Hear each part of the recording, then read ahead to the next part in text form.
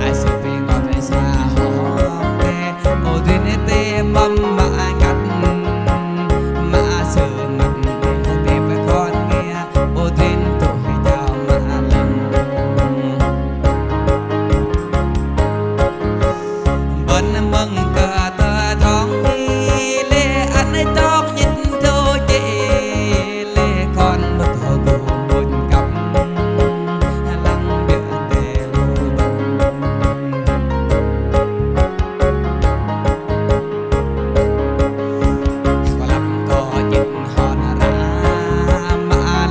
cho kênh Ghiền Mì Gõ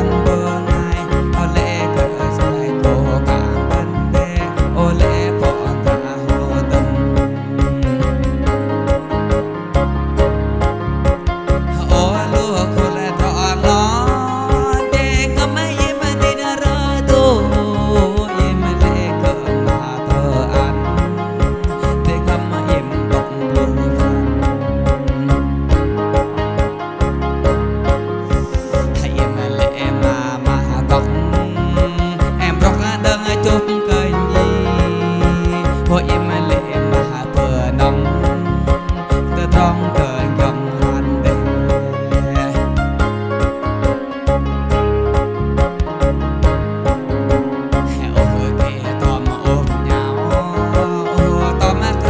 lỡ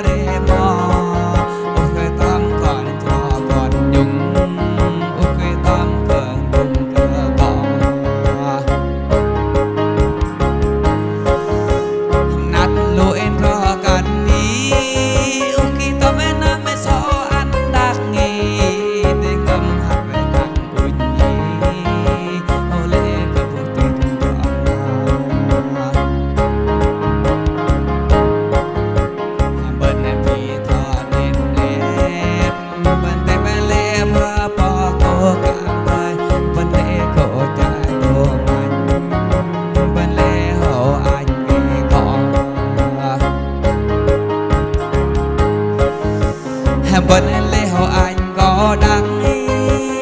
nó thấy tròn ô đi bên mi nó tưởng tròn cho nằm bên đây có đem để bên đâu đây hari số đi nào chẳng ai hỏi hari bạc lệ dung nào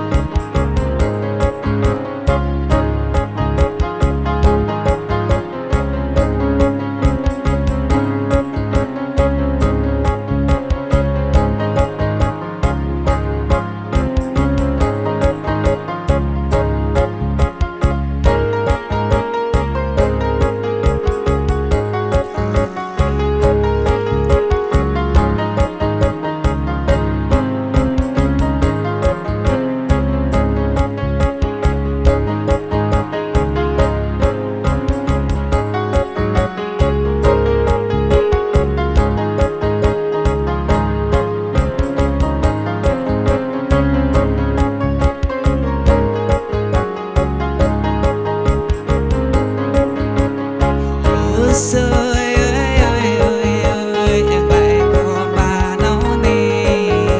mình có e đang lâm đi có ta phải e về nhiều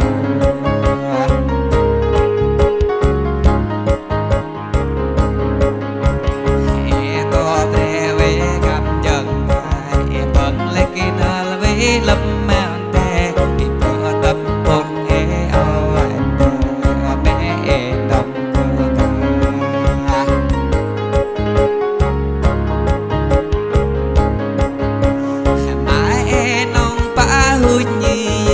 chỉ tụt e nong có khai cho đại e nong có vô sinh đời cho biết e nong có hiểu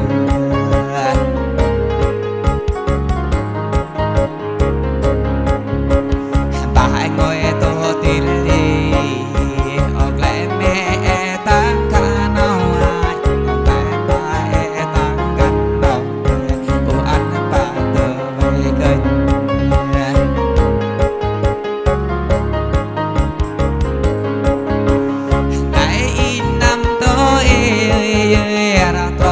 tôi chênh ba đêm mà rào con anh rong ba boing boing boing cho để cô em lần đầu anh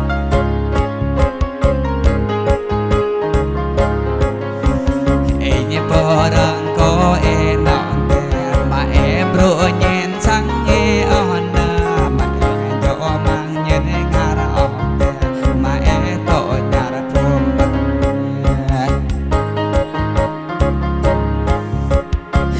bắt cô ơi ok vợ ngài ok về cô nấu tê lưng vợ ngài mà lưng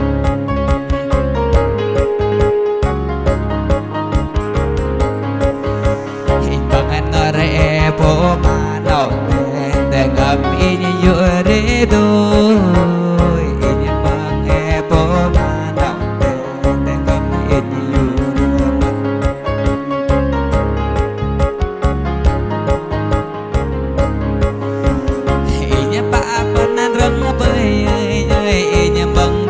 ngầm đi bận lại bài bận để ngầm bận dùng lại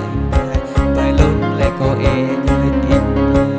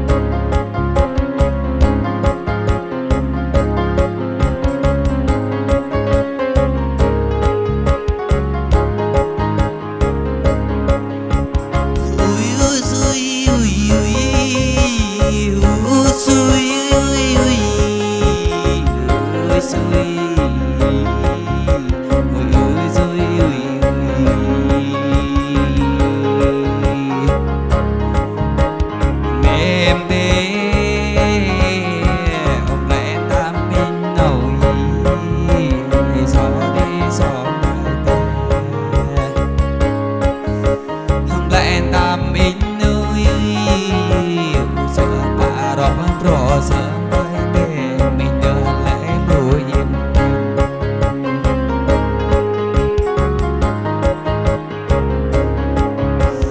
tem ra tê rong y nhi tình lễ ba ni rong bay in tem là chỉ có y nhi ba để bàn bay in luôn ra ai khăn đâm gió in nhi lúa ba lúa bay mềm để phải đâm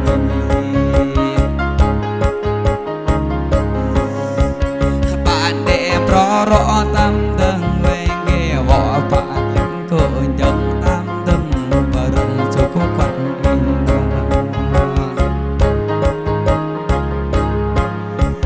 nai in bố lũ con món in nhìn đang e đục đinh đi rim tròn bơi đục đinh gầm tròn nhìn bơi đầm in tép vào bên không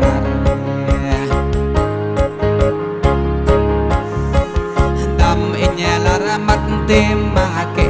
đầm rô nệ dùng tim mà lôi đầm như mấy môi cô tâm hậu rồi kuro kuro đã gấp năm giang in nhà kuro tạm bám gấp năm hông vậy đụng đụng tao nắm gấp lần chờ đừng đụng chờ lắm ruộng in nhơi dùng về ngôi pra thế in để vô mà tố từng về plum điều vậy nặng vẫn ỏi sư cùng đại văn nghệ rất hay nhưng mà tôi cũng biết hát nhưng mà xin một người phải là lắng nghe tôi nguyện đến từ làng vậy vì là sao bạn đi chơi hát vui thú vị sếp